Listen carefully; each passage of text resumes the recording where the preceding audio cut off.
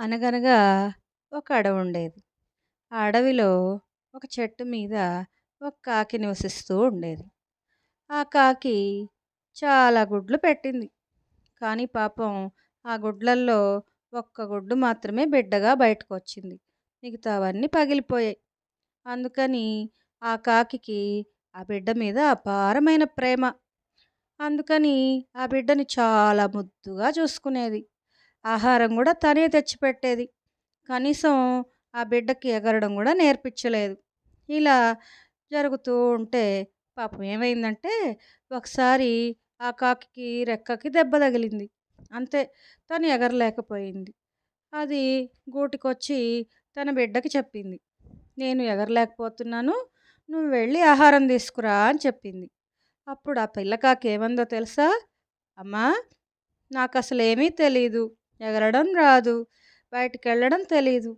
నేనెలా ఆహారం తెస్తాను? నేను తేలేను. నువ్వే వెళ్ళు అని చెప్పింది. ఇంకా ఆ కాకి ఏం చేసేది లేక తనే వెళ్ళి కష్టపడి ఆహారం తీసుకొచ్చింది. ఇదంతా పక్క గూట్లో ఉండే ఇంకో కాకి గమనిస్తూ ఉంది. చూసావా? నువ్వు నీ బిడ్డని ఇంత ముద్దుగా పెంచావు. అందుకనే ఇప్పుడు అవసరానికి కూడా నీ బిడ్డ పనికి రాకుండా నువ్వే కష్టపడాల్సొస్తోంది. మరి దీనికి నేనొక ఉపాయం చెప్పనా? అంది. చెప్పు, ఖచ్చితంగా వింటాను అన్నది. అయితే నీ బిడ్డ మారేటట్టుగా నేను ప్రయత్నం చేస్తాను. నువ్వు దానికి సహకరించాలి అంది. సరే అని చెప్పింది. అప్పుడు ఈ కాకి వెళ్ళి తన బిడ్డలతో చెప్పింది. ఈరోజు మీరెవ్వరూ ఆహారానికి వెళ్ళొద్దు. నేనే ఆహారం తీసుకొచ్చి మీ అందరికీ పెడతాను అంది. అప్పుడు ఆ కాకి బిడ్డలు ఏమన్నాయో తెలుసా? అమ్మా, నువ్వు ఆహారం తీసుకొస్తే మేం తినడం ఏంటి? మేమంత చేతగాని వాళ్ళంగా ఉన్నామా? మాకన్నీ వచ్చు. నువ్వు మాకన్నీ చక్కగా నేర్పించావు. అవసరమైతే మేమే నీకు ఆహారం తీసుకొస్తాము. బయటికెళ్తే చాలా సంతోషంగా ఉంటుంది. ఎన్నో ప్రదేశాలు చూడవచ్చు. అన్నీ ఆనందంగా చూడవచ్చు అని చెప్పాయి. ఈ మాటలన్నీ ఈ పిల్లకాకి వినేటట్లుగా మాట్లాడారు. అప్పుడు ఈ పిల్లకాకి కూడా అవునా, బయటికెళ్తే సంతోషంగా ఉంటుందా, మన ఆహారం మనమే తెచ్చుకుంటే బాగుంటుందా అని ఆలోచన వచ్చి ఆ పిల్లకాకులతో నేను కూడా మీతో వస్తాను అని చెప్పింది. అట్లా ఆ పిల్లకాకులతో కలిసి ఎగరడం, ఆహారం సంపాదించడం నేర్చుకుంది. అలా వెళ్ళేసరికి దానికి చాలా సంతోషంగా అనిపించింది.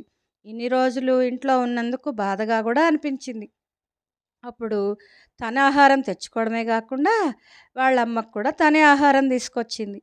అప్పుడు ఈ కాకి ఆ పక్క గూట్లో ఉండే కాకికి కృతజ్ఞతలు చెప్పుకుంది. అలా ముద్దుగా పెంచినందుకే ఇలా తయారైంది. చూసావా? అన్ని పనులు నేర్పించాలి పిల్లలకి. చక్కగా కష్టం సుఖం తెలిసేటట్లు పెంచాలి అని ఈ కాకి చెప్పింది. అవును, నువ్వు చెప్పింది నిజమే. నేను చిన్నప్పటి నుంచి ఒక్క కాకే గదా అని చాలా ముద్దుగా పెంచుకున్నాను. అది నా తప్పే. ఇప్పుడు నా తప్పు తెలుసుకున్నాను అని ఈ కాకి చెప్పింది. ఇందులో నీతేంటంటే ఇప్పుడు తల్లిదండ్రులు వాళ్ళ బిడ్డలకి ఏ కష్టం తెలియకుండా పెంచేస్తున్నారు. అందుకని వాళ్ళు కూడా ఈ పిల్ల కాకిలాగే తయారైపోతారు. కాబట్టి తల్లిదండ్రులు పిల్లల్ని కష్టం సుఖం తెలిసేలా పెంచాలి. Thank you. ఈ కథ మీకు నచ్చినట్లయితే నాకు ఒక లైక్ చేయండి, సబ్స్క్రైబ్ చేయండి. Thank you.